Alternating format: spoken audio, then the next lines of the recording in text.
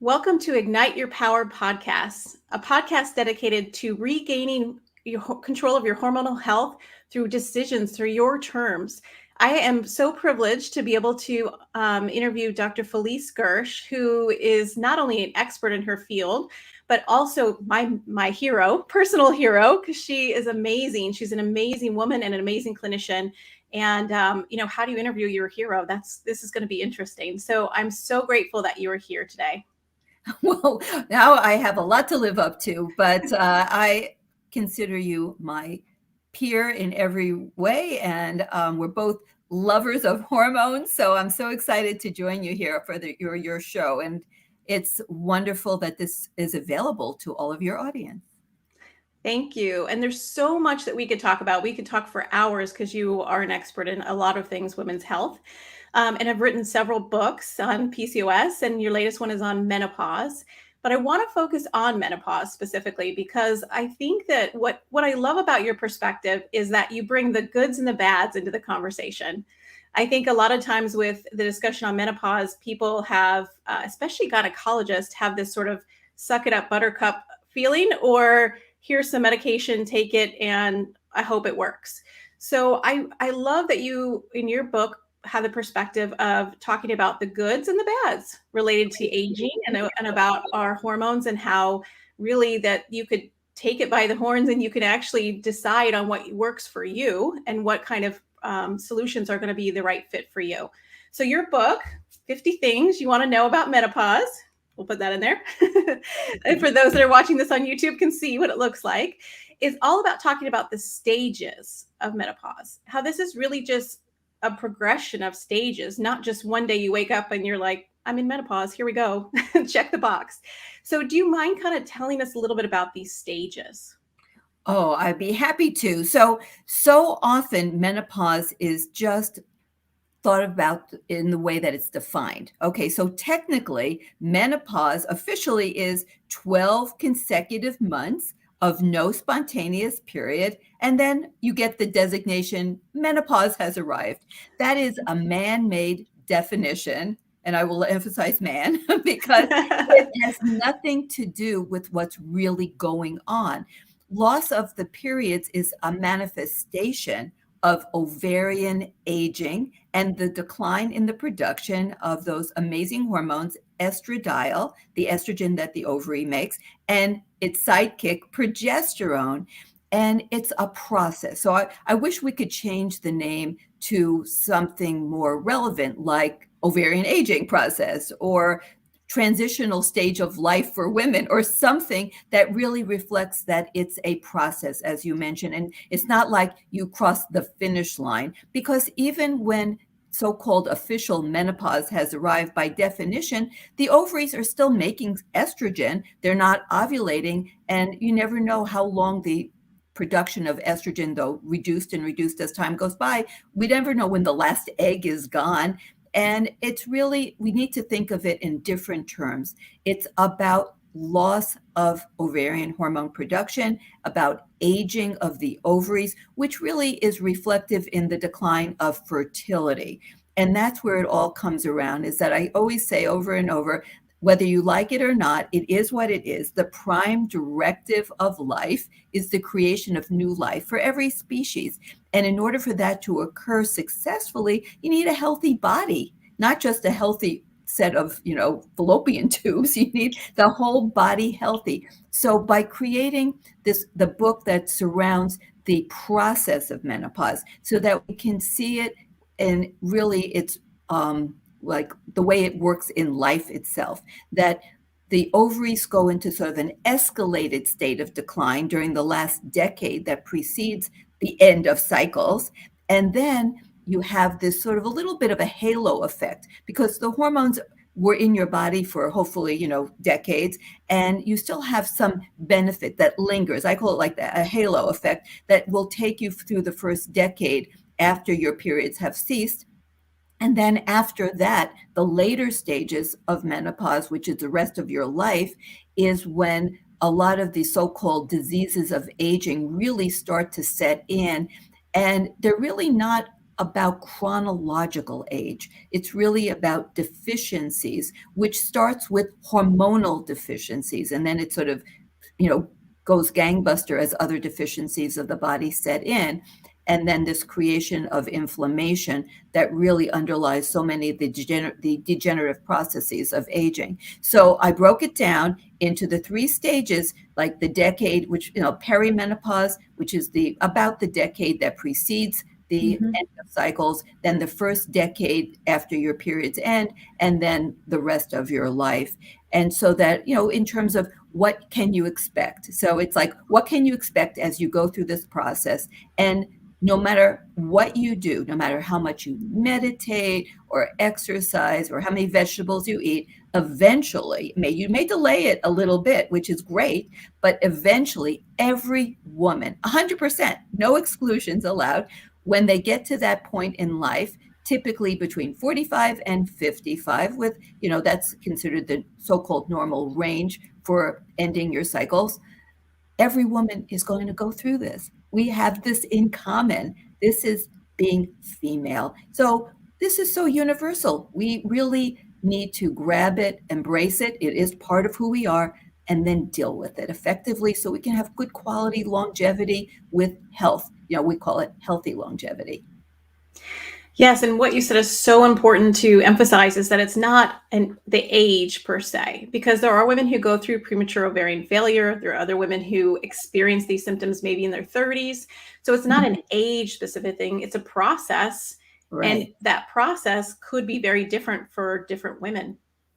Well, I think of it as your sort of health savings account.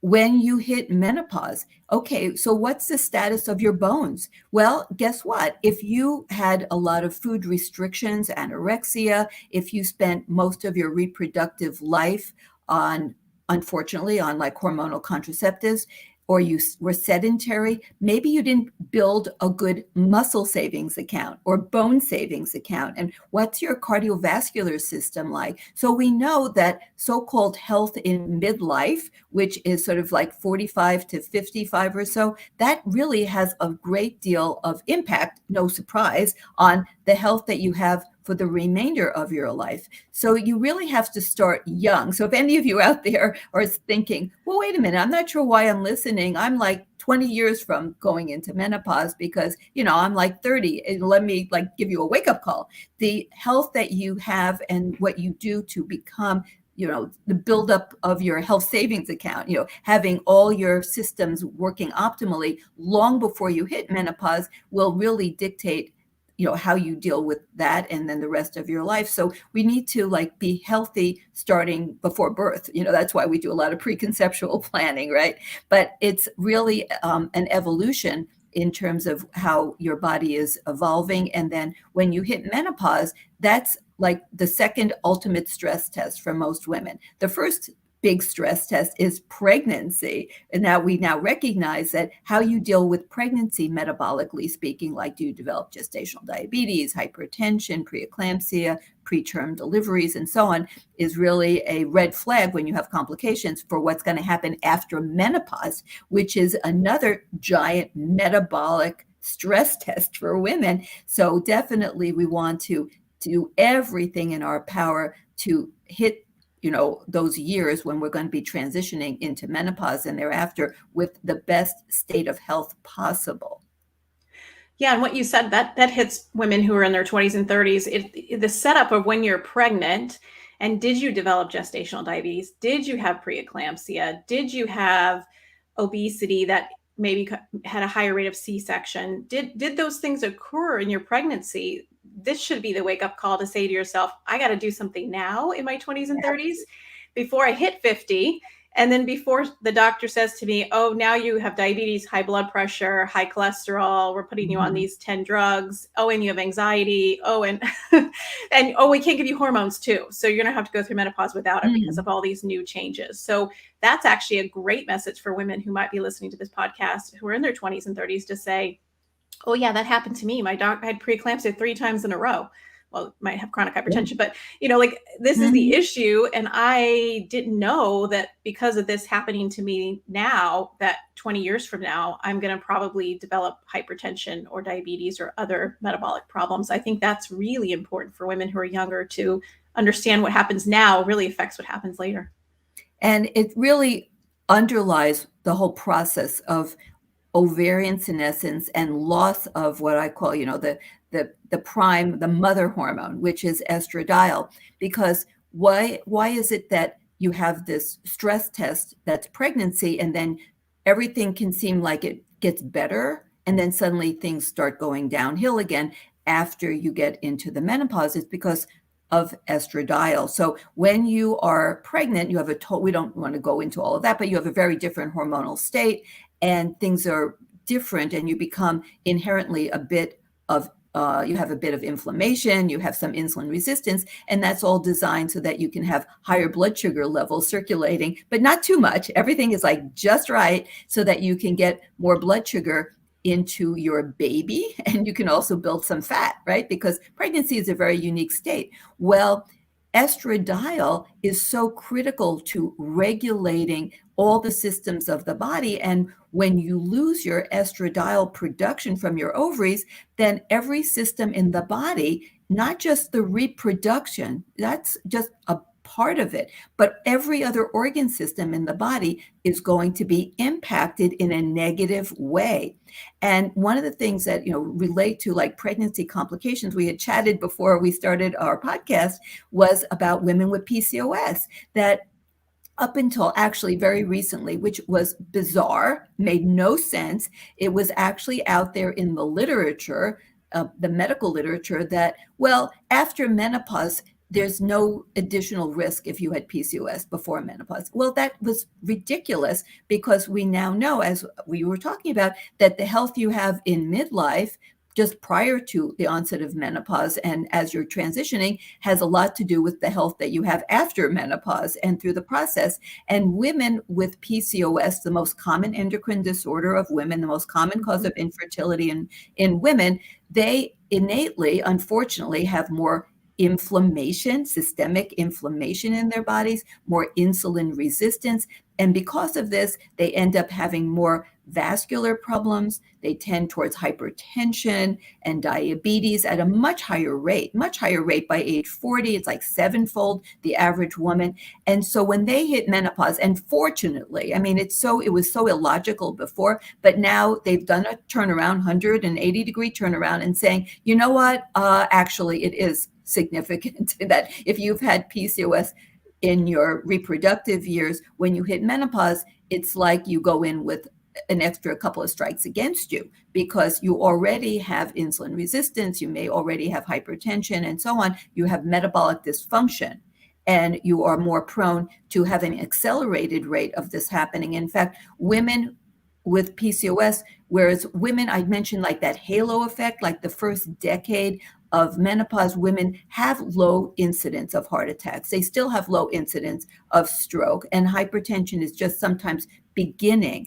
But once you hit 65, it's like, all the stops are out, and women are actually catching up and exceeding men in terms of, for example, strokes and ruptured aneurysms and hypertension and so on. But women with PCOS, they don't get that halo. They don't get that decade of, you're probably going to be okay in your 50s. They have a higher rate of adverse cardiovascular events in their 50s. So women with PCOS, we need to get you on board and get going with, doing all the right stuff to get optimally healthy now, and then, of course, for all the future years to come. Yeah, I want to highlight that because a lot of women with PCOS listen to this podcast, because a lot of my episodes are about PCOS. Obviously, I have PCOS. And so it's really, really important what you just said. A lot of, there's a misconception that PCOS is about having your babies and then nothing happens. You're good because you're on birth control. Things just kind of keep going. And then you have a lot of worsening menopause symptoms because of the hormone dysregulation. And nothing is further from the truth. Those women, especially women with PCOS, really, really, really need to think about their health. Even if they're done with having their children, that's a perfect opportunity to then say to themselves, what can I do to make my next 20 years or 15 years or however long it is between having your children and menopause to prevent heart attack and stroke, to prevent diabetes, to prevent having high cholesterol and hypertension? Like, what can I do now to prevent that? Because you do have those strikes against you. And it's unfortunate. It's not fair. a lot No, of PCOS no. is not fair. It's just another thing in the very big column of things that happen to women with PCOS. But it's really important to not ignore it and wait till someone has told you that you have heart disease and you need to be on all these medications. It's important to do this now to get a better handle on what you can do yourself to change from that. So I think it's really important. I'm glad you said that, because I think that it's a doctors do this to patients. They say, oh, it's just about having babies. PCOS is about having babies. As soon as you're done with babies, you're good. Like, there's nothing else to talk about. And it couldn't be further from the truth. It's important for people to understand there is a distinction in what happens to you after you have your children. Well, and I always talk about PCOS as sort of the great poster child for how reproductive functions and dysfunction correlate with metabolic functions and dysfunctions, because it's one body, it sinks or swims as a whole. And in order for reproduction, which is what, like you said, most people think about with PCOS, reproductive problems, in order for a woman to be reproductively successful, she needs to have a healthy body to support her through that pregnancy. And that's why women with PCOS, because they don't have an optimal state of metabolic health, or they have a lot of system-wide issues, then they have much higher rates of pregnancy-related complications of every sort. So that's a big, like, once again, a red flag that there's metabolic dysfunction, which may be covered up for a few years, but it will raise its ugly face, and horns and all those things will come out when you hit menopause. So we need to understand that the hormones of reproduction are the hormones of the whole body. And once you make that realization, it suddenly becomes like an aha moment, right? That, of course, reproduction is linked to overall body health, and these hormones are functioning everywhere. And when you lose these hormones, they're going to have repercussions throughout every organ system, and that the problems are going to escalate as the years of deficiency accumulate. And you're going to have somewhat different manifestations depending on where you're at, like in terms of like the transitional phase, the perimenopause. It's not a steady decline of hormones. That's the part that makes it like a crazy maker, because the body is trying to regulate sort of a very unpredictable system here, because the ovaries are still capable of ovulating. The ovaries can still make estrogen and progesterone, but they're not as reliable. And so the brain, which is the great sensor system of the body, and it senses, oh, I don't have enough estrogen. So it puts out its little signals to the pituitary to put out its hormones, the gonadotropins, luteinizing hormone LH and FSH, follicle stimulating hormone, to go to the ovary to circulate and then end up in the ovary to tell the ovary to first make testosterone, which is the precursor to estradiol. All estradiol in the ovary is made from the testosterone that's made in the ovary. And so you end up in the beginning, during the transition, you'll get sometimes like an overproduction of testosterone. And that's why sometimes women during the transitional phase will say, what the heck? Like, what am I going through teenage years again? Uh-huh.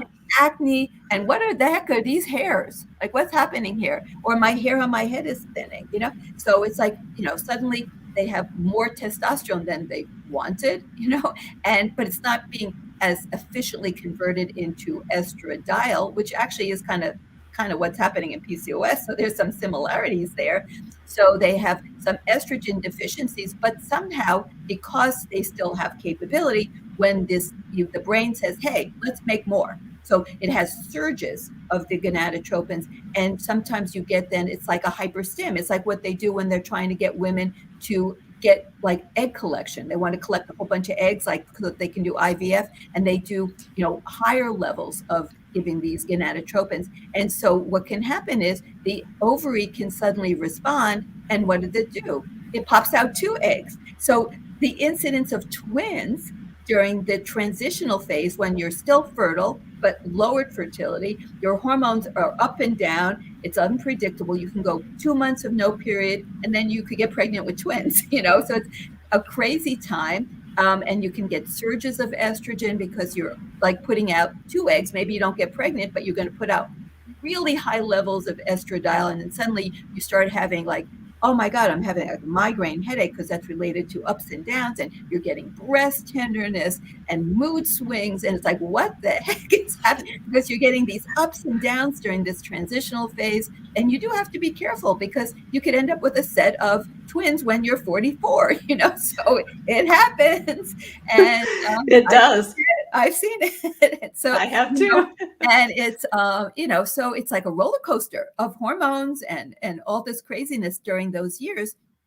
And there are things that we can do. Number one, understanding is also like the prime thing to just, at least, you're not going crazy. At least it's not permanent, and that this is a phase.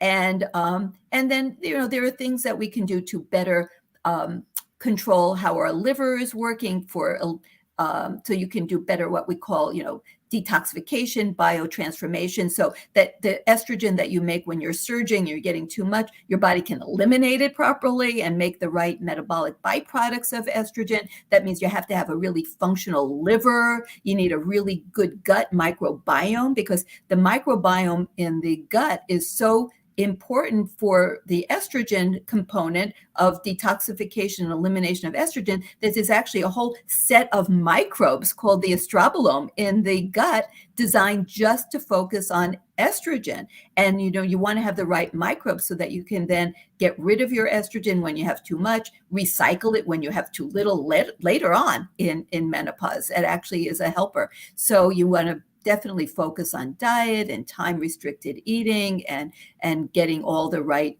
polyphenols in and the right probiotics in. And so there's a lot that can be done with lifestyle to really help getting through those transitional years. And then, doing things to deal specifically with the symptoms, like, well, if you have breast tenderness, what if you have migraines, if you have acne, hair loss. So, then you tackle the individual symptoms that are manifesting, and you look at the global situation as well, so that you can understand it and manage it.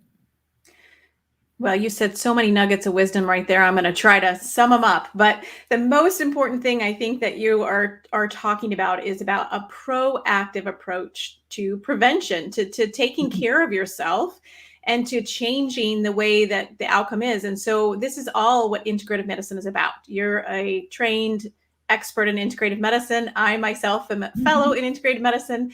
And so what we do for women is try to help them realize, they educate and empower them that they have choices besides just going to your standard OB/GYN who's going to say, okay, you're in perimenopause, here's some hormones. This is what I got. This is the information. This is a tool that I have in my toolbox because that's what I have. That's what I was trained to do.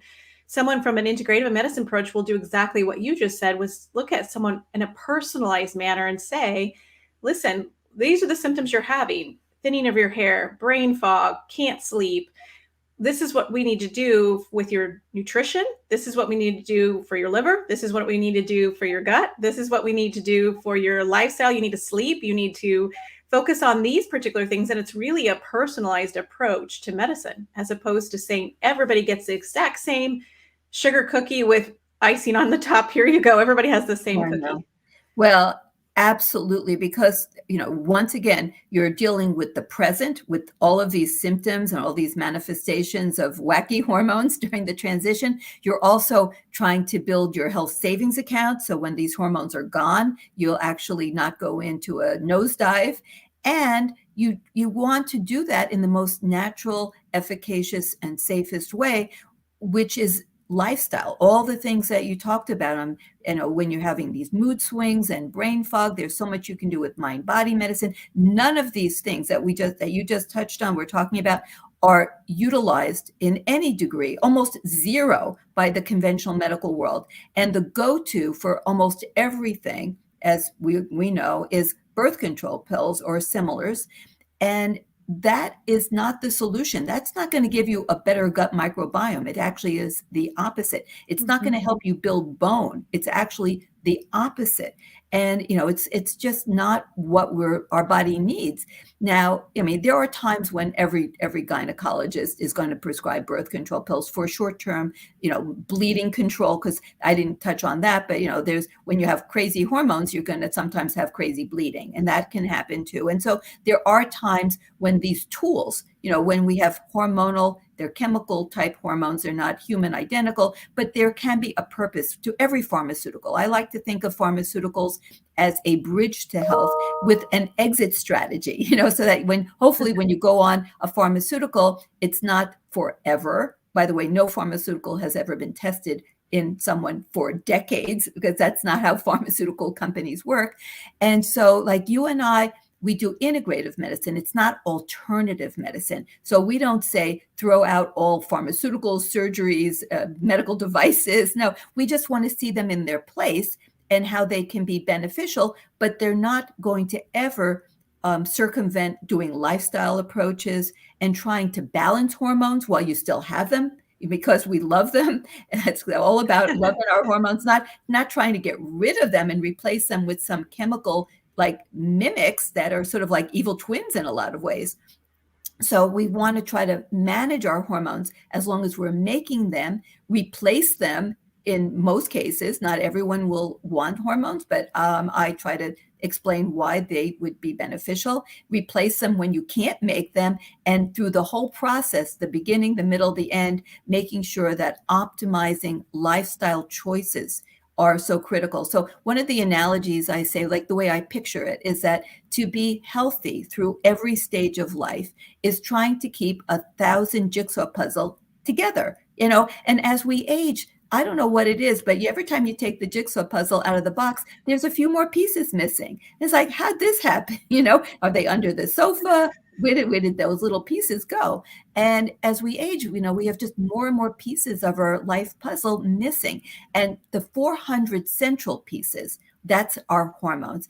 But the other 600 pieces surrounding the hormone pieces in the center are the lifestyle pieces. So if you only have one set of pieces together, and there's always some missing, then you only see part of the picture. So why not try to do it all? Why not have balanced hormones, physiologic, functional hormones, and every piece of the puzzle that involves lifestyle? And is this hard work? Yeah. Is it worth it? Absolutely. Because the gift of life is like winning like the biggest lottery that ever existed. I mean, every one of us, like we won the best lottery there ever is. We're here. We're alive. I mean, how, it took one special egg and sperm to get together to make us. How like phenomenal is that? So we want to work hard to have the best life we can. And we as women get this like special group of challenges like pregnancy, like menopause, but we're smart, we're clever, we're resilient. We can deal with it,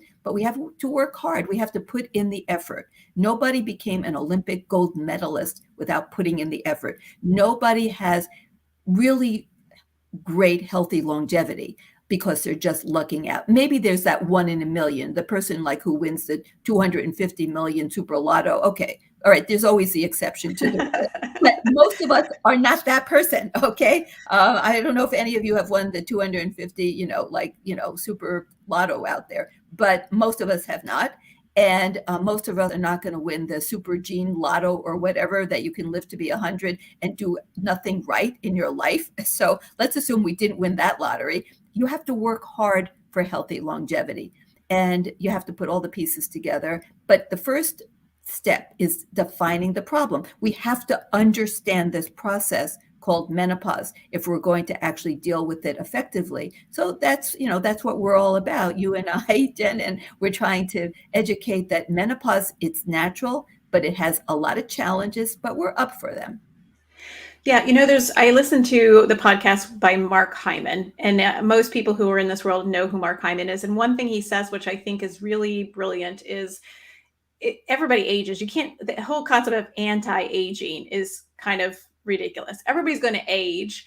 It's how you choose to age, right? How you choose to go through and then go from this stage to this stage to this stage to this stage. So this is what we're talking about. You can choose to be on a birth control pill when you're 48 to get rid of those moods and get rid of that insomnia and to have a very 28-day cycle. But ultimately, you're then putting off the problem later. And then when you're 50 and we take you off the birth control pill, you're like, what happened here? How did this all happen? Why am I having these things come back? It's because you're pushing it off for another day, as opposed to just now saying to yourself, I'm 48. How can I do it my way? How can I age my way and set myself up for feeling the same way at 48 that I feel at 58 or at 68 or at 78? Different challenges come up, but in general, how can I feel that way? And I think this is what you emphasize so much in your book, and what you teach every day to patients is about trying to understand you have the controls. You just have to do it. You have the controls. And, it's true. We have to be accepting to a large degree that we are all aging. But the way I like to think about it is that we have all these trillions of cells in our body, and they don't know how old they are, and they don't know how old you are, and they're not all the same age. So the cells that live in your gut are not the same age as the cells that are in your brain, or your heart muscle cells, your myocytes, and your neurons. All the different cells in your body are different ages. So what does age mean?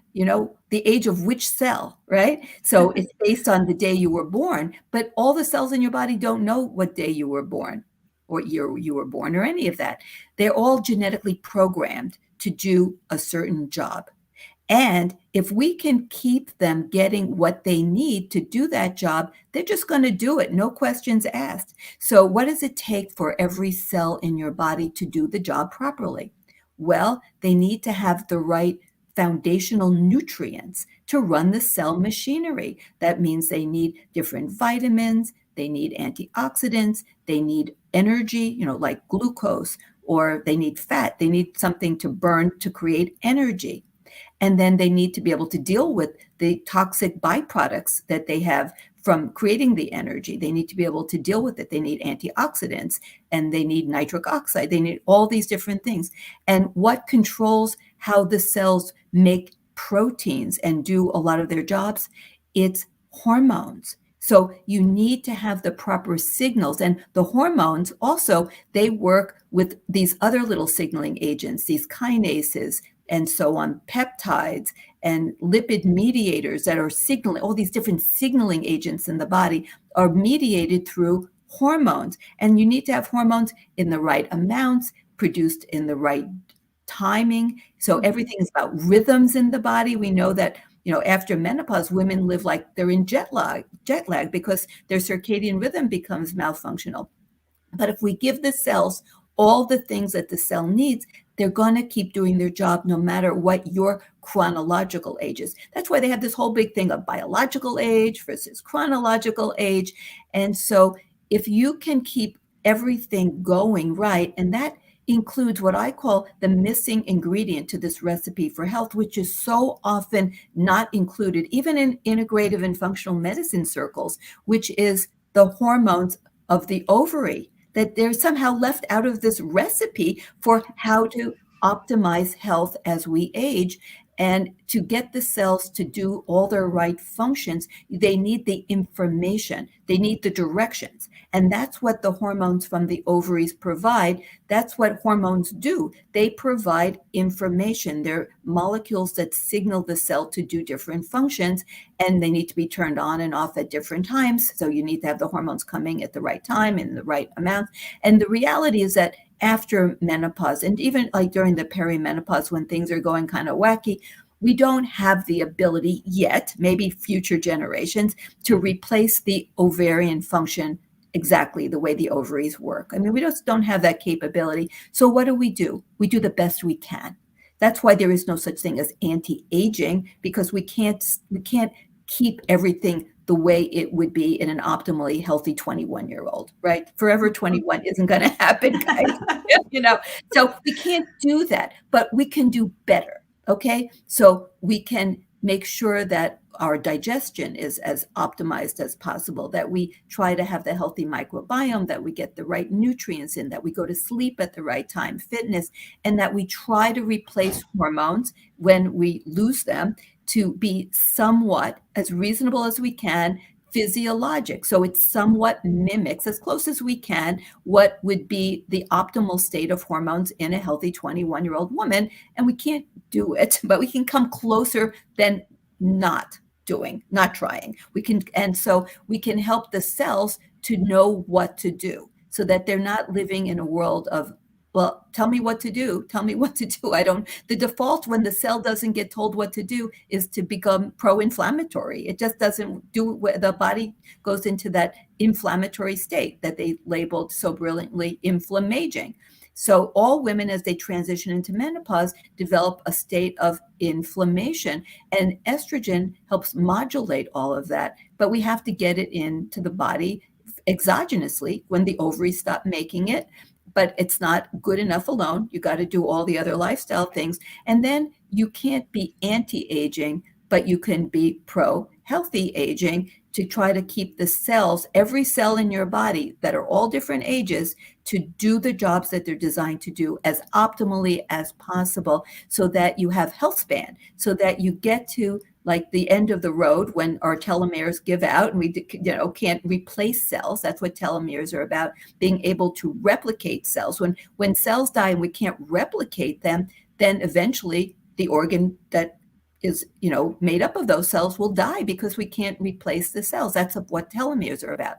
And there are people working on trying to increase the length of telomeres, but I don't know if that will happen. But just given the ultimate lifespan that currently exists, which is like about 120, but almost no one ever gets there. But I like to think about 100, that seems like a pretty good number if we can all get healthy to 100 so that we can all live optimally. We can think, we can move, we're not in chronic pain, we feel good, we can laugh, we can dance, we can travel, we can do what we want. And then we hit 100 and our telomeres are kind of, fraying at the edges. And then we go to bed and, we've had a great life. And I don't know what more we can ask for, but that's really my goal for everyone, to actually do that. And I think that we can attain that, but it's going to take a lot of work, and it's understanding that every woman goes through this menopausal transition, and it's universally variable in that every woman gets her own personalized journey. It's not the same for everyone, but it is universally challenging. It is challenging, and we need to accept that it's natural, but it's not naturally like uplifting to our health. Or to others around us, right? Well, I don't want to be a downer, but it's like not like making you healthier. Okay. Yes. It's not making you healthier going through menopause. And, we need to understand the process. You have to define the problem if you're going to address it properly. So my first step is defining what menopause really is and what you really go through, what you really will be facing, and then to provide real solutions. That's, what more can we do as doctors, right? Define the problem and then provide realistic, safe, efficacious solutions.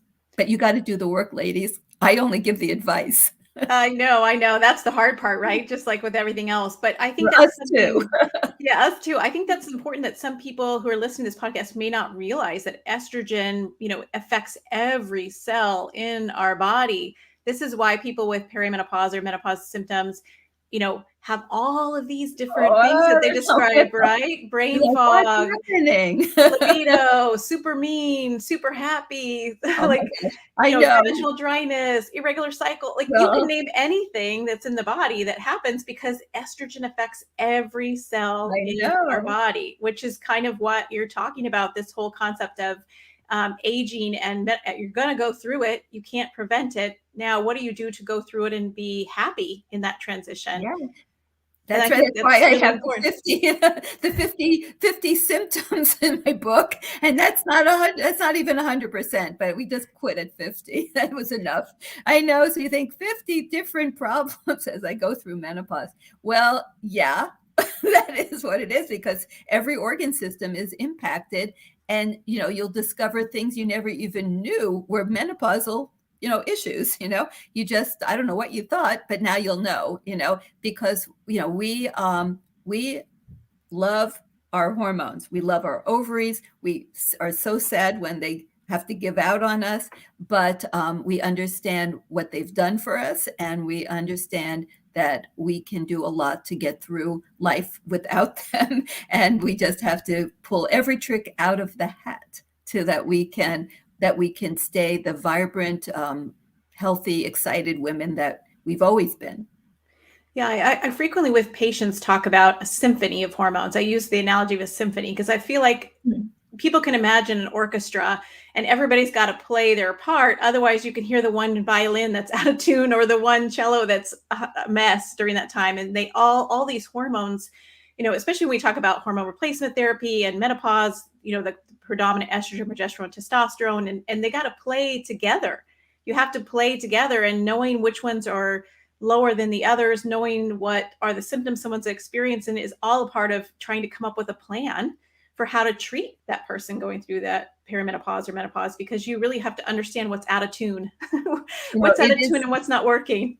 The body, when you talk about it on a certain macro level, it's very simplistic sounding. The body has to, detoxify, and it has to make energy. But when you go to a micro level, on a cellular level, I mean, it's incredibly complex. And there are doctors out there that are trying to, what I call, micromanage the body. Like they're giving lots of different peptides. For example, peptides are short chains of amino acids that provide information. They're like signals to tell the cells to do different things. But these are very complex. You can have a peptide that pops up in one part of the body while it's not in another part, and it can last for, milliseconds and so forth. And I have not gotten into that at all. Maybe there is a place for giving peptides for certain medical conditions, but for like healthy aging, to try to micromanage all of your these peptide systems, I don't think we're capable of doing that.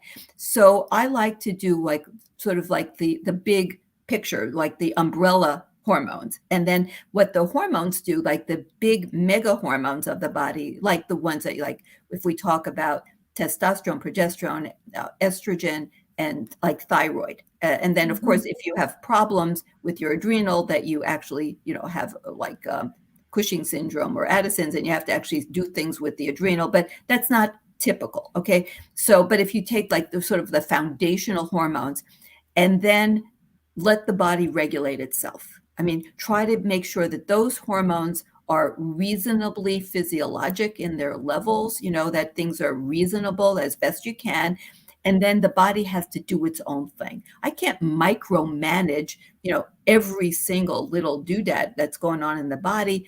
And the thing that's so amazing is for example, estradiol in the brain micromanages many of the neuropeptides, the neurotransmitters, the signaling agents in the brain are managed by estradiol, like acetylcholine for memory, serotonin for mood, which then turns into melatonin, which is antioxidant, and for sleep and other glucose regulation. And then things like oxytocin, which is about sexual response and love and bonding. All of these are micromanaged by estradiol. So then I don't have to micromanage them, and then I don't have to give antidepressants, like the SSRIs to try to increase serotonin, because the estradiol does that. That's one of its jobs, is to bring health to the neurons that make serotonin. And oxytocin, which will help women to feel love and bonding to their family, to their friends or community. So, there are many women as they transition through menopause, like you mentioned, they're very annoying. They have road rage. They're not on the road, they just everything in life, because they're so out of sorts, and I have patients that come to me and they say, I want to yell at everyone.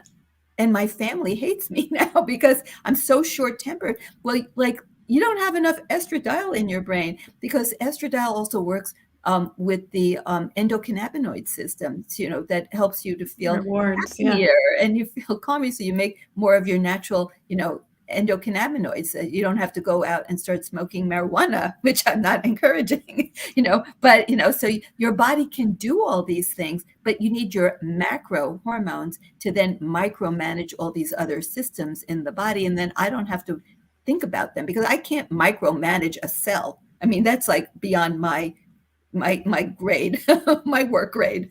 So, but I can help every woman to macro manage her foundational hormones. And they're so amazing. They interconnect, like estrogen in the form estradiol will upregulate progesterone receptors so that progesterone works better.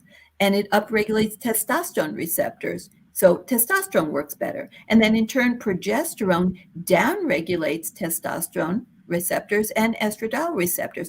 And when you think about it, that's because in the second half of the menstrual cycle, the luteal phase, by downregulating those receptors, women are going to have less sex drive. Mm-hmm. What's the point of having sex after you've already finished ovulating? You're not going to get pregnant, too late. So nature actually, everything is geared towards, what did I tell you in the beginning?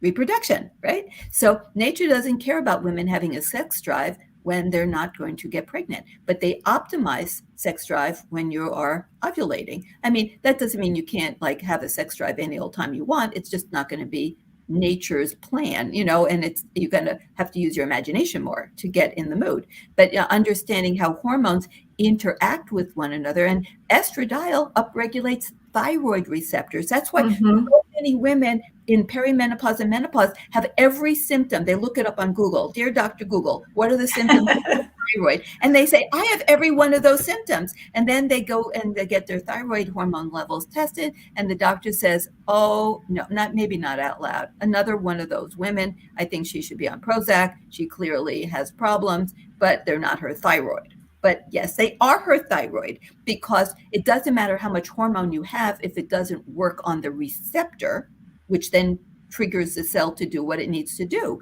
You have to have the hormone and you have to have functional receptors. And when you don't have enough estrogen, the receptors for thyroid they're not going to work right. So It's a little, and the receptors for insulin don't work right either. That's why you end up having more, weight gain. Resistance. Yeah, and the abdominal fat area that a lot of perimenopausal women complain about is associated with what you're talking about too. And yeah, exactly. Absolutely. Oh my gosh, body fat is so different after menopause. It's so much more, the belly fat. You can't go by BMI. They've shown that after menopause, women tend to lose so much lean body mass, like their bone and their muscle, and they put on all this visceral fat that they can get on the scale and have what looks like a perfect BMI, body mass index, like they're the right weight, but they are totally not right. They are, and I didn't coin this term, so don't blame me, gals. I didn't do this. They call them skinny fats, that they have lean body mass too low, visceral fat too high, but they get on the scale and they look like they're nice and lean and they're just right, but they're not healthy. And those women actually have higher mortality if they develop diabetes than if they're obese and develop diabetes. So it's definitely, that's why I'm very big on, get your body composition checked so you can see and then measure it and then monitor it so that you can see what's happening with your body composition, because lean body mass, having adequate bone and muscle, is not just about being able to move, which it is, but it's also about having metabolic proper functioning, because those organs, bone, muscle, they actually make hormones involved with glucose regulation and brain function like cognition.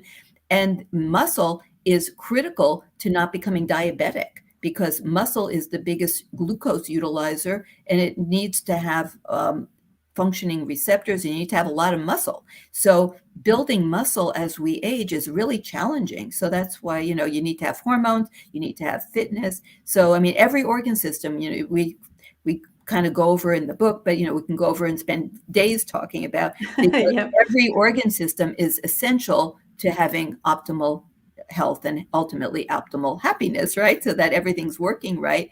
So a lot of people don't think, oh, if I don't have enough muscle, that means my brain isn't working right. But there's a connection between how much muscle you have and how great your brain is working. It's like amazing, right? How all these interconnections are made. And after menopause, women tend to lose and even before menopause, they start losing muscle mass and bone, and that's a very big deal. So there's that's why it's like a hard work, and it's complex to stay healthy, but it is so doable once you just realize you just have to do the hard work. And doable with the right person who can help you, to be your guide, right? To help you understand how that you need to treat your body as a whole and not a specific disease or symptom or specific thing. It needs to be a whole body approach, like we've been talking about during this podcast episode, is all about addressing the disease. I hate using the word disease, but addressing a disease, but with a whole approach. Like, what can you do, not only for medication, because you and I are not anti-medication. We prescribe the conventional drugs just like every other OBGYN. But also, what can you do to add to that picture, to add things to then ultimately change the way that things, the outcome is for women. So let's talk about take-home messages, because what are the take-home messages? The common things I hear from women who are in perimenopause and menopause is, I'm not the same person. I used to be someone very different. People think that I just feel like not myself anymore. And I want to try things on a more natural approach. So what are the take-home messages for some, besides buy your book, which is fantastic? Well, what are the take-home messages if you're someone who's in perimenopause and you're like, I got to do something about the way that this goes for the next 10 years? Well, to first acknowledge that this is happening and that it's not all in your head, that this is real, and that this is going to take some dedicated effort on your part to deal with all these symptoms, that you're not a victim. Okay. Like, we don't want to take that victim mentality, that by making the choices to eat the right food. Like, here's like one example. There was a study just recently published just a few months ago that women who ate high quantities of phytoestrogen foods. So these are foods that they're not estrogen, they're foods, but they have in them certain ingredients like these polyphenols, isoflavones, that actually combine to estrogen receptors and affect the cell as if there were estrogen there, even though it's a plant. Mimic estrogen. Yeah, so it's like a mimic, but it's a friendly one, not like an evil one like plastic. And so, but they ate like a cup of soybeans, organic soybeans a day, and by the end of 12 weeks, almost 100% of the women had almost 100% resolution of night sweats and hot flashes, which will improve their quality of sleep and their mood. So there are lifestyle things. I mean, there are things that we can do, not just taking hormones, although that can be a piece of the puzzle, but that's hard to actually manage sometimes during the perimenopause because of the ups and downs. But the bottom line is there are tremendous things that we can do with lifestyle in terms of mind-body medicine and fitness and getting sunlight and relationships, and sometimes cognitive behavioral therapy if necessary, and when we eat, and just all the different lifestyle things. And you need to find your tribe of other women who are going through this, and you can talk this through together and support each other, or you find healthcare professionals, health coaches, doctors, and other healthcare professionals to work with you so that these are not going to be, terrible years. You don't feel like you seeing your life slip between your fingers or something, that you can be you, that there are ways that we can deal with this, that and that this is a very big metabolic shift that's occurring in your body. We understand it, we can define it, and we can treat it. But it takes, sometimes it takes a village,